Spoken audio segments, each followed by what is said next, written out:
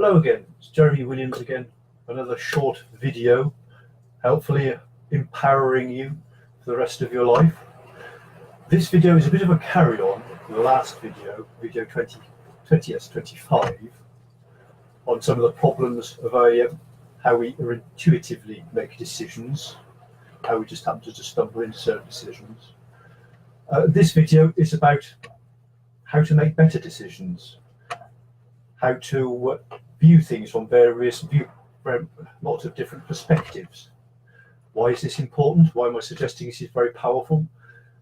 Because in today's world where things change faster and faster, and you have communication changing, and economy changing, and people and societies changing, and things just happen really quickly these days. If we make a bad decision, it can really it can snowball very quickly and take us a very long time to get out of it. So this is just a short video describing 6 different methods, 6 different perspectives or hats we can put on to see ourselves in the world, so we can make better, more informed, more rounded, whole decisions. I know it's 6, you don't have to use all 6 methods, just 2 or 3.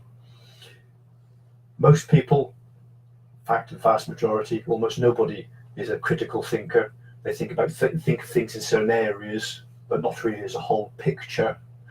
So even just doing a few of these will make you an awful lot more powerful, with many thanks to De Bono and Eben Pagan for the methods I'm about to describe. I know I didn't think about myself. The first standpoint of view, perspective to view things from, I think is quite powerful. It's called the Sherlock Holmes perspective, almost pretending you're Sherlock Holmes. Being a sponge, gathering all information. How does this work? Where did this information come from?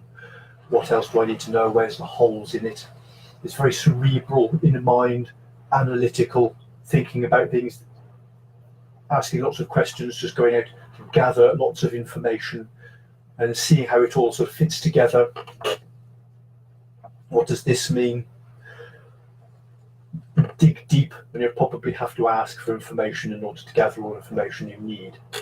The second hat, the second standpoint, is the emotional standpoint. It's thinking, what does my gut say? What's my feeling about this?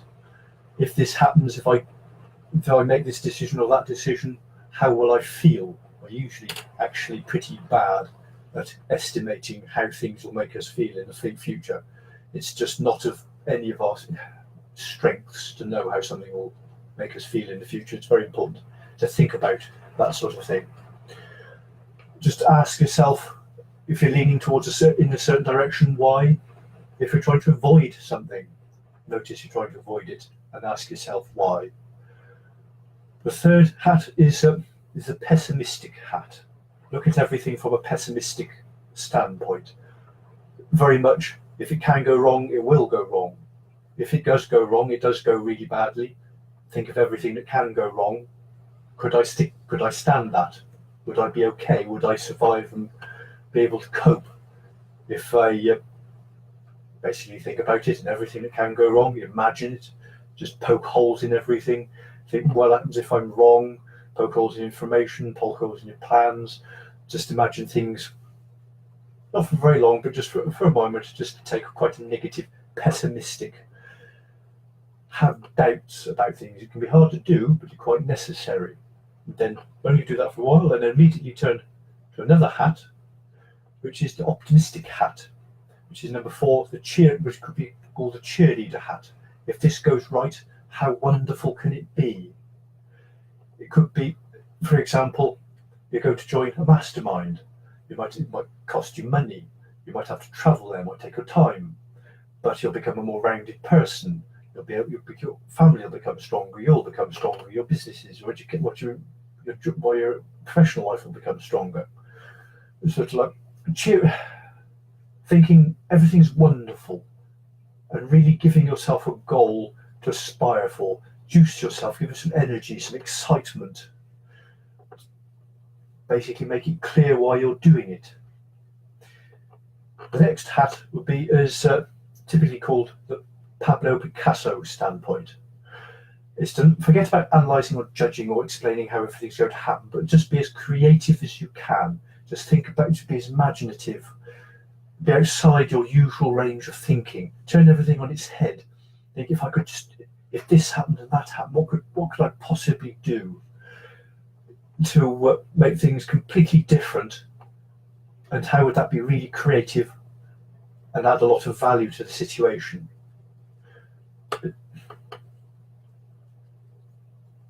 We're just learning to make your imagination flow and just imagining things being different.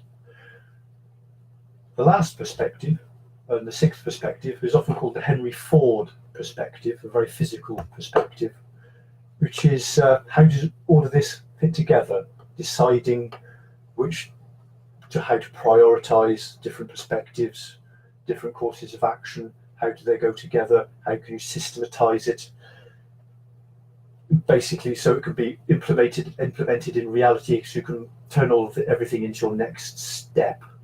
Be like the Henry Ford who created the production line, and as a very analytical, bring everything together and make it happen sort of person, because at the end of the day, information isn't power, action is power. Bring it together and make it all happen. This is so powerful because it makes you view things from different standpoints, from the intellectual thinking, from the emotional, from the physical, from all various aspects of ourselves. You don't have to do all of them, and you're thinking, probably it's going to take ages. Well, actually, a couple of minutes on each one, and just do 2 or 3 will make an enormous difference. The vast majority of people never consider any of these things, any different perspectives or standpoints. You can always view anything from 1,000 standpoints or different perspectives. But most people, vast majority of people, only ever consider something from the one perspective which they consider their strength. Say maybe they're very intellectual, they're very money orientated, they know exactly how to go into venture and earn £1 million,